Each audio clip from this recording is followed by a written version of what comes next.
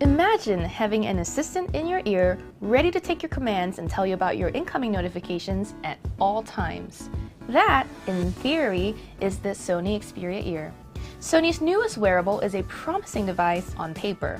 It puts a digital assistant in a single Bluetooth earbud so you can easily dictate messages, ask for the weather, set reminders, and get your smartphone alerts without looking at a display. At $200 though, the Xperia Ear is expensive for what it does. The best way to describe the Xperia Ear is this. Think of it as one side of a pair of black wireless earbuds. Like the Bragi Dash and Samsung's Gear Icon X, the Xperia Ear is a thumb-sized device with a slightly protruding speaker that helps it sit firmly in your ear. On its gray outer surface is a physical button that you'll use to trigger Sony's assistant. The Xperia Ear is rated IPX2 for water resistance, and its construction is sturdy overall. It's also very light, and for the most part it felt snug and comfortable in my ear. However, I started to feel a dull ache after about an hour of using it, but that could be because of the way my ear is shaped. First off, the Xperia Ear is only compatible with Android devices, so if you're looking to use it with your iPhone, you're out of luck. Sony says its agent technology, which powers the ear's digital helper, is based on and customized for Android. In other words, an iOS version doesn't look like it's coming anytime soon.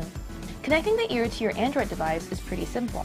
Just download the Xperia Ear app, sync your phone and earbud together to trigger an NFC connection, and voila, they're linked. Once that's done, just stick the ear in your ear and it'll greet you with a hello, the time, your upcoming meetings, and the day's headlines. You can decide what the assistant tells you during this reading or disable it entirely if you wish. Throughout the day, the ear will inform you of incoming alerts from apps you've selected. The device can deliver messages from a handful of apps such as Calendar, Hangouts, Gmail, Facebook, and Twitter. When you get a notification from one of these, the ear will start reading it out to you. That's handy for multitasking since you won't have to stop your work to look at another screen. All you need to do is listen to what the ear narrates to determine if the alert is worth an immediate response. The thing is, listening to the ear might be slightly awkward because its voice is artificial and robotic compared to the likes of Siri, OK Google, and Alexa. It mispronounces some words, for example saying Charlize Theron instead of Charlize Theron, and cleanses instead of cleanses. So you'll really have to pay attention to understand it. When it comes to relaying your dictated messages though, the ear is slightly more accurate, only misspelling my name. The device also understood my commands all throughout my review, and I never had to repeat a word for it to comprehend. You probably won't want to listen to music on the ear. After all, it's only a single earbud. But if you need it to, you can. And the device pumps out music at a just acceptable quality. Vocals in the treble range are the most clear, and everything else is muddled. There's practically no bass in songs. Whenever you want to ask ear something, you'll have to press the button on its surface, which not only kills the idea that this is a hands-free experience, but can also cause your head to ache over time. I wish it was listening always for a trigger phrase, but that would sap too much battery. So for now, it's a trade-off I have to accept. Call Brian. Hello? I'm talking to you on the Xperia Ear.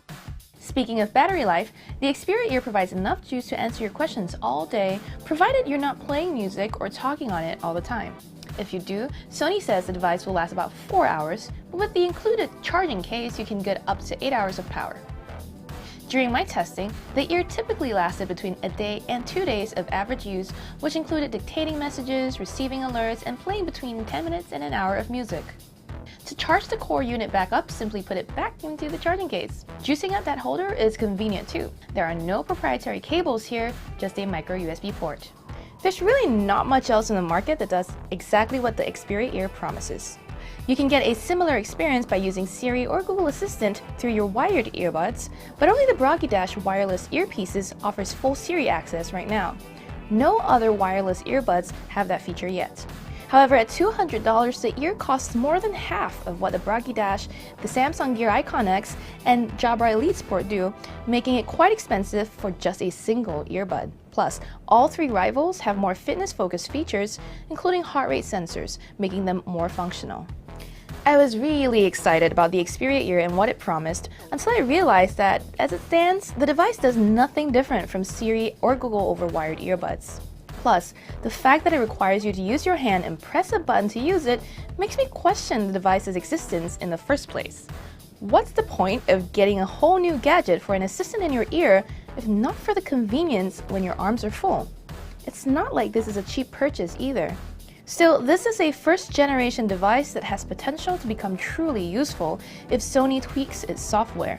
That's an easy enough fix. The trouble is, makers of other wireless earbuds could almost as easily offer the same features by tapping into Siri or the Google Assistant.